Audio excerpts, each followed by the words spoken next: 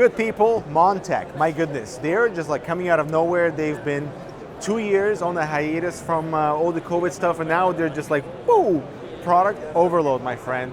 But I do appreciate Montech's approach to a good value product. So like I've tried their keyboards, we've done some pre-rolls for them, and looking at their cases, I don't want to sound like a shill over anything, despite having advertised with them, because at least to me, they seem like to be releasing good value products without totally moving into the direction of doing something really cheap for the sake of doing cheap. And huge thanks to our sponsors for making this trip possible: Fantex, Thermaltake, MSI, and Cooler Master. So the open frame chassis, let's start with this. So this whole concept of installing your components not inside an enclosure, but inside some sort of framing, some little plates here and there. And I like this idea, and so far I haven't seen this open style configuration that is focusing on value and is focusing on the ease of use and like targeting novice users. Imagine like building your first computer and something like this, and Montech is targeting exactly that. Like if you were never built a computer before, this would be easy in terms of assembly, in terms of understanding where components go. So they have like a 12-page instructions manual and not just a tiny little black and white pieces of paper. And I appreciate that. We have multiple colors. It's anodized aluminum, comes with a Gen 4 riser cable, and the price point is actually fairly competitive, $109 for this entire kit. So of course we have the base, we have the GPU slot that will support 3 slots. This front plate has a dust filter, which is unnecessary but can be removed. The whole front plate can also be taken off completely if you need more width and girth because of that GPU. It does support ITX motherboards and an SFX or SFX-L power supply at the back. And just if you're looking to do some cool open frame design to accessorize your space with your PC, the open frame chassis from Montech is pretty unique. And the novice approach really goes from having just a motherboard with a little handle up top. If you're going for just a motherboard, cooler, and a power supply, then we can go into something slightly more advanced where you're covering some of your motherboard area. I'm not sure why you would want to do that. Your standard GPU configuration and an AIO configuration with a radiator at the back. And there's also a wooden base that you can purchase as a separate additional $20 accessory that kind of spices up things a little bit more. So you're not just dealing with aluminum, but you're introducing some natural elements into the open frame chassis. I appreciate that. But the flagship product here at Montech is the King 95. So the dual chamber configuration is really popular right now. Main components at the front, power supply and all your cabling and storage at the back. And Montech's approach is actually quite decent in terms of price, in terms of features, quality. Right now we're dealing with a prototype, but they are not just being just a staple, let's do the same thing like everyone else. They are trying some different things that I actually want to see in other premium high-class enclosures as well. So first of all, notice the dual glass configuration option. Of course, this is standard. This is curved. So we don't have the frame, we don't have the clean corner, we actually have a curved glass, and when it connects, it does introduce a little bit of that unique element as well for a little bit of separation. They tell me they have an 80% yield on the curved glass. This isn't just glass, this is tempered glass. And from all our conversation with other brands that have tried to do curved tempered glass, it's always been a really super low yield that makes no sense. So, having said that, how much do you guys think this would cost from a point of view of just aesthetics? Everything seems to be well designed. The top panel has a slightly taller ventilation to give you more air to exhaust from, which is nice. We have this ambient strip running down all the way from the top to the bottom with some glow. So nice cohesive elements that follow the exact same curvature like the glass, which I appreciate. We have this wavy pattern at the top for the top panel, and even this massive side panel at the rear because of additional exhaust that you can do there.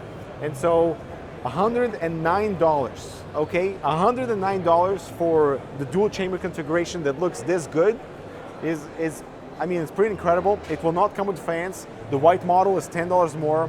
The fan configuration will be $20 more. It will come with two 140s on the side, one 120 at the back. And for like your standard configuration, The bottom can support 360. The top panel is totally removable, so you can install all your 360s or dual 120, dual 140s outside the enclosure, install everything. And I mean, it seems like they're following what the market wants, but also giving us a really damn good value. And also, this is the curveball, okay? The curveball is the fact that this case will come with an additional mesh panel that you can substitute over here to give you additional airflow, of course. And if we look on the interior, that bracket where the fans are actually installed can rotate 90 degrees to the front to give you additional intake, and that's exactly why the mesh panel is here. So doing a little bit of that, let's give you what market wants right now, but also trying something different with a curved front mesh panel to go for that more traditional configuration approach. And the I/O is pretty decent.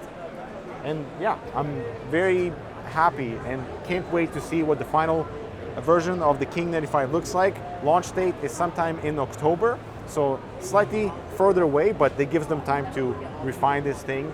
And what do you guys think of the curved glass? Let me know in the comments. Okay, so this is a real sword. We unfortunately cannot take it off, but the King 95 in all its mod glory really showcased the case in a more premium light versus the prototype that we just saw. And man, I can't wait to build with it. Also, I'm noticing a little bit more like paneling. There's a slightly more separation between the design elements. So it's not just your traditional fish tank corner over here look. They're trying to do something new. I like it. All right, so really hammering home the whole value orientation for Montech as a brand. Here we have the X4. This is a $59 enclosure, so full mesh ventilation, glass that swivels open. It will come with 6 fans. Out of the box, $59, really trying to be the best budget-friendly, noob-friendly enclosure. Continuing on with power supplies now, and look, there's nothing super special about Montech's PSUs at this point in time because, I mean, we've seen them already. They're all OEM by Seasonic, but in this case, they go all the way up to 1200 watts. But the Titan Platinum, it does have some cabling options that I wanted to talk about. So first of all, you have individually sleeved cables for one set. This is one of the options that you get with the power supply. And not only that, you might remember from my, which video was that? Which video was that? Uh-oh, what video? Oh, right, from my passive PC build, I absolutely loved the Silverstone Ultra Flexible cables. And guess what? They've got them too. So that Titan Platinum will have these ultra flexible cables as one of the options in addition to the individually sleeved cables. The other thing that Montech is showing here is maybe something a little bit minor, but the DT27, which is an upgrade to the DT24 that I covered in the massive cooler roundup I did a little while ago. So this is going to replace the DT24 at the very top of Montech's lineup. But that doesn't necessarily mean that it's expensive. We're talking about $70 for a dual tower, high performance fan heatsink that has 7 heat pipes. Now what about that fan? And that's really what brings this all together. Even though there's a lot of similarities between the DT24 and DT27 when it comes to the heatsink design, it's the fans that are special. Now these are Montech's new high performance fans. Whoa. The heart of this cooler are Montech's new fans, which are called the Metal Pro 120. You're going to see a lot of similarities between these and higher end fans from other manufacturers. The focus here is to combine airflow and static pressure into one single unit. So what you're going to see is the integrated pads on the edges. You're going to see that FDB being shown in the middle. They haven't exactly figured out what the maximum RPM level is going to be on these quite yet. Right now they're running them at 2000 RPM, which is completely understandable because it's going onto a heatsink. But if these are upgraded to sort of like a radiator fan spec, you'll probably see 3000 RPM or more. When we see a lot of heatsinks now going higher and higher and higher into the pricing categories, that $70 is going to be very critical for people who want to keep their higher end systems cool, but also want to save a few dollars on a higher end air cooling solution. The other thing that they were showing here is a couple of other fans very similar to, guess what? The SWA fans. There we go, boom, boom. Magnets. miracle in nature. There's one more thing I wanted to talk about, and that is the ST24, which is Montech's entry-level cooler. But while I say it's entry-level, it's actually focused on a little bit higher-end performance bracket. The price, though, they asked me to basically guess on this thing. I was saying it's probably going to be about $50, but it actually isn't. It's going to be $40 when it's available. Now, for that, what you get is the sort of DNA of the DT24 and the DT27, and what you don't get is an HDT base that's going to underperform on a lower end cooler. So this is a solid base along with 5 heat pipes. And honestly, I have to include this in the next roundup because I think it's going to do really, really well. The next thing I'm going to talk about is, no, not another power supply, not another cooler.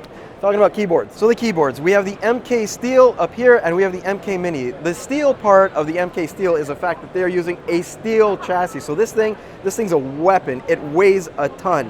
What I also like is the fact that they incorporated this little slot right here, beep, that has a wireless receiver. So you never ever lose it. And trust me, I lose every single wireless receiver that I've got. So the other thing is the MK Mini is very much all about the colorways and about the quality. So basically what you have is you have pre-looped switches, you've got this beautiful thok, as Dimitri would say. Still don't understand what that means, but you have the thockiness, and also you've got that sort of hidden compartment right here with the wireless receiver. So with all that being said, I'm Mike with Hardware Canucks, and I will see you in the next one. Have a great day, guys.